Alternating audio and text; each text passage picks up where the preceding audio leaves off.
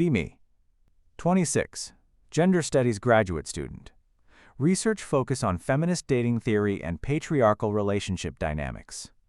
Run feminist dating advice blog with 30K followers. Post constantly about how men should be honored to date empowered women. Always believed feminist women were most desirable partners.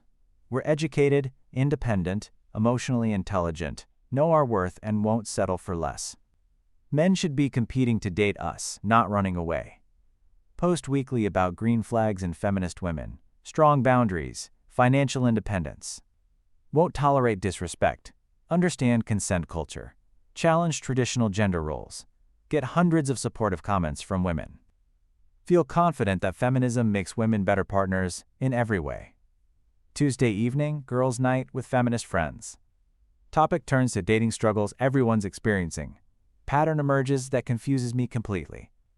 Sarah says guys seem interested initially but disappear after few dates. Emma describes men who ghost after learning about her feminist activism. Jess complains that men lose enthusiasm once they understand her political views. All intelligent, successful, attractive women. All having similar problems with male retention in dating. Feel puzzled by universal experience among feminist friends. Wednesday, check dating app messages with fresh perspective. Notice pattern I previously ignored. Conversations that start enthusiastically often die after I mention feminist views. Guys who seem genuinely interested become distant after discussing my academic work or political activism. One guy specifically said I seemed intense after I corrected his language around consent culture. Thursday, decide to investigate this phenomenon systematically. Post on feminist blog asking readers about their dating experiences. Responses flood in immediately. Hundreds of women sharing similar stories. Men who ghost after learning about feminist involvement. Dates that go well until political topics arise. Relationships that end when men discover activist social media. Pattern too consistent to ignore. Friday, research from different angle. Look up what men actually say about dating feminist women online. Find forums, Reddit threads, dating advice sites where men discuss feminist women as romantic partners. Comments are eye-opening and uncomfortable. Too much drama and conflict over everything. Always looking for things to be offended by. Can't have normal conversation without getting lectured. Everything becomes political argument. Feel like I'm walking on eggshells constantly. They see misogyny in basic human interactions.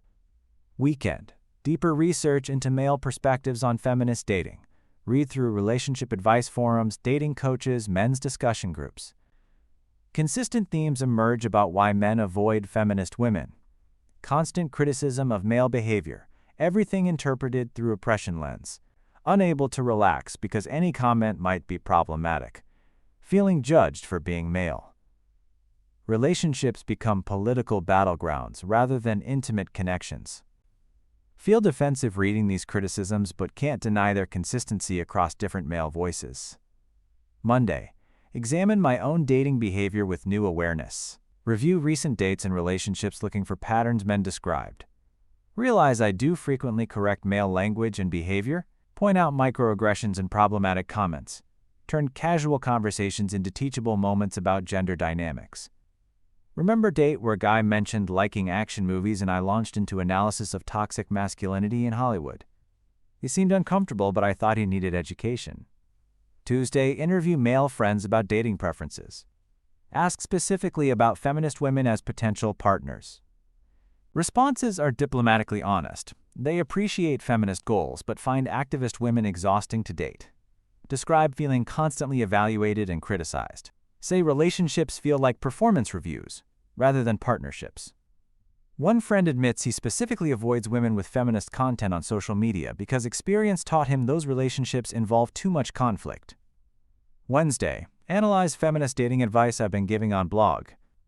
Realize most content focuses on what women deserve from men rather than what women bring to relationships. My posts emphasize setting boundaries, demanding respect, refusing to settle. Very little about being pleasant, supportive, or accommodating to male needs and preferences. Advice essentially trains women to be demanding rather than appealing as romantic partners. Thursday, research successful long-term relationships between feminist women and men. Interview couples who made it work despite ideological differences. Find that successful feminist relationships involve women who compartmentalize activism from intimate relationships. They maintain political views but don't make every interaction a teaching moment. These women create space for men to be human without constant political scrutiny. Friday, weekend reflection on findings so far. Starting to understand why men ghost feminist women. Dating feminist activists often means being constantly criticized, corrected, and educated. Relationships become work rather than refuge. Men seek partners who make them feel good, not partners who make them feel problematic. Monday, examine feminist dating culture more critically. Look at advice given in women's magazines, social media, dating coaches.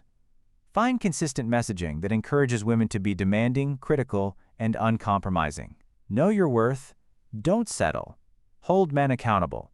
Call out problematic behavior. All technically valid advice but creates dating approach focused on judgment rather than connection. Tuesday, experiment with different dating behavior. Go on date without mentioning feminist views or correcting any male comments. Instead of analyzing his choice in restaurant for gender implications, just enjoy the food. Instead of critiquing his conversation topics, engage enthusiastically. Instead of testing his feminist knowledge, focus on finding common ground. Date goes significantly better than recent experiences. Guy seems relaxed and genuinely interested. Asks for second date immediately. Wednesday, continue behavioral experiment on dating apps. Remove feminist content from profiles. Focus on interests, humor, and positive personality traits rather than political identity. Match rate increases noticeably. Conversations last longer. Men seem more enthusiastic about meeting in person. Feel conflicted about hiding feminist identity, but can't deny improved results. Thursday, research what men actually find attractive in women for long-term relationships. Study surveys, dating coaches, relationship experts. Consistent traits emerge: warmth, supportiveness, emotional stability, enthusiasm, positivity, ability to make men feel appreciated and respected. Notice that feminist dating advice often discourages these traits as, quote, catering to male ego or patriarchal conditioning. Friday, interview women in happy long-term relationships about their approach to dating and partnership. Find that successful women often maintain feminist beliefs privately but create positive, supportive relationship dynamics. They choose battles carefully and prioritize connection over constant political education. These women understand that intimate relationships require different skills than activist movements. Weekend, month into research. Pattern becoming undeniably clear. Men ghost feminist women because dating activists often means constant criticism and political tension. Men seek partners who enhance their lives, not partners who make them feel perpetually inadequate. Monday, examine my own relationship history with new perspective. Every breakup involved increasing conflict over political topics. Men described feeling judged and criticized constantly. I interpreted their discomfort as resistance to growth and education, now realized they were seeking emotional connection that I was replacing with political activism. Tuesday, research difference between personal relationships and political movements. Study how successful activists maintain intimate connections. Find that most effective activists compartmentalize their work from personal relationships. They understand that changing society requires different skills than maintaining romance. Trying to turn every relationship into activism opportunity damages both goals. Wednesday, interview dating coaches who work with feminist women. Ask about common problems they see. Report that feminist clients often struggle with being too critical, demanding, and politically focused in dating contexts. Spend more energy educating men than connecting with them. Most successful coaching involves teaching women when to set aside activist identity and focus on building genuine intimacy. Thursday, examine social media content from successful feminist women in relationships. Study how they balance political identity with romantic appeal. Find that most keep activist content separate from dating profiles and relationship posts. They maintain political views but don't lead with them in romantic contexts. These women understand that attraction and political alignment are different qualities. Friday, 6 weeks into research.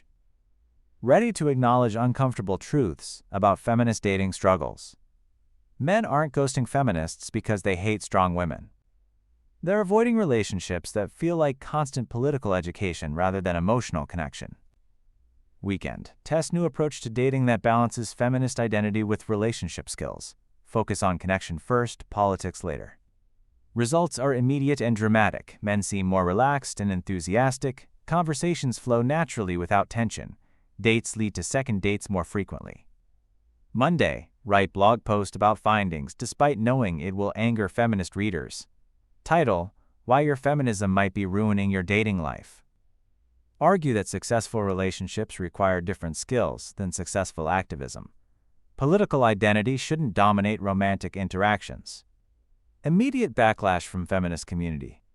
Called internalized misogynist and traitor for suggesting women modify behavior to appeal to men. Tuesday. Defend research against accusations of anti-feminism. Clarify that maintaining political beliefs while developing relationship skills isn't betraying feminism. Point out that unsuccessful dating doesn't advance feminist cause. Happy feminist women in healthy relationships are better advocates than bitter single activists. Wednesday. Interview women who changed dating approach after similar realizations. Ask about results and feelings. Most report significant improvement in dating success and relationship satisfaction. Men respond positively to warmth and support combined with intelligence and independence. These women maintain feminist values while creating appealing romantic partnerships. Thursday. Research long-term effects of combative dating approach. Study what happens to feminist women who continue prioritizing political education over connection. Find higher rates of relationship failure, increasing bitterness toward men, and tendency to blame patriarchy for personal romantic problems. Women who can't separate activism from intimacy often end up alone and angry. Friday, 2 months after starting research. Fundamental shift in understanding of feminist dating problems. Issue isn't that men can't handle strong women. Issue is that many feminist women create relationships based on conflict rather than connection. Men ghost because dating activists often means being constantly corrected and criticized rather than appreciated and supported. Weekend. Reflection on how feminist culture inadvertently sabotages women's romantic success. Movement teaches women to be suspicious, demanding, and critical of men. These traits might be useful for political change but toxic for intimate relationships.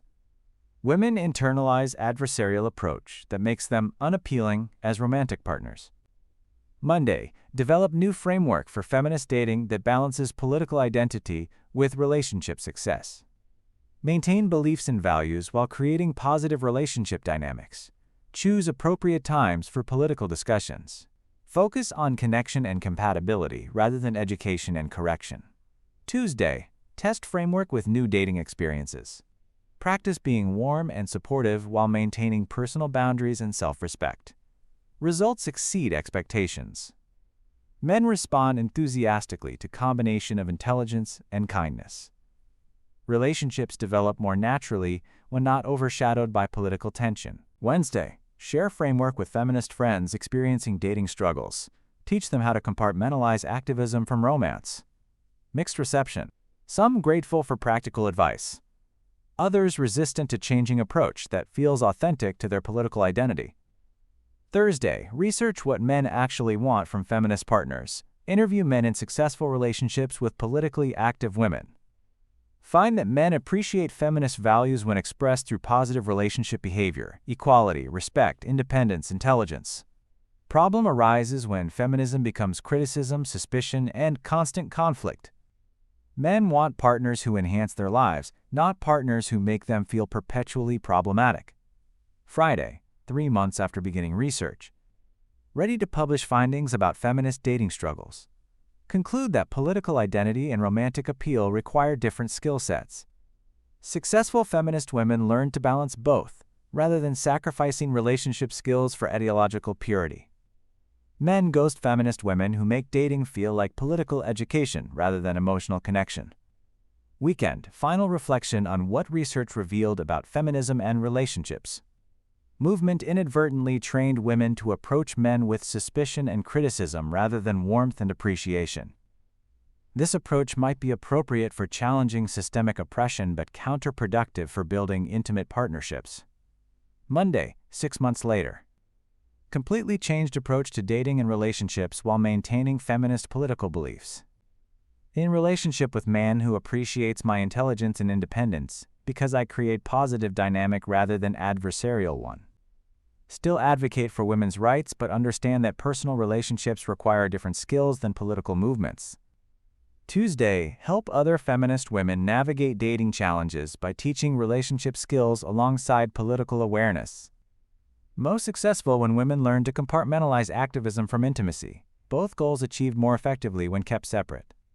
Wednesday, continue research on how political identity affects romantic success across different movements and demographics. Pattern consistent. People who lead with ideology rather than personality struggle in dating regardless of their political beliefs. Successful relationships form around personal connection first, shared values second. Thursday, final blog post about feminist dating research. Title: How to be Feminist and Dateable, a Guide to Relationship Success. Argue that maintaining political beliefs while developing relationship skills isn't compromise, it's competence in different life areas. Friday, reflection on transformation from struggling feminist dater to successful relationship coach. Learned that men don't ghost feminists because they hate strong women. They avoid relationships that feel like constant political battle rather than emotional sanctuary. Maybe successful feminism includes being the kind of partner who makes men want to support women's rights rather than avoid feminist women entirely. Just a thought.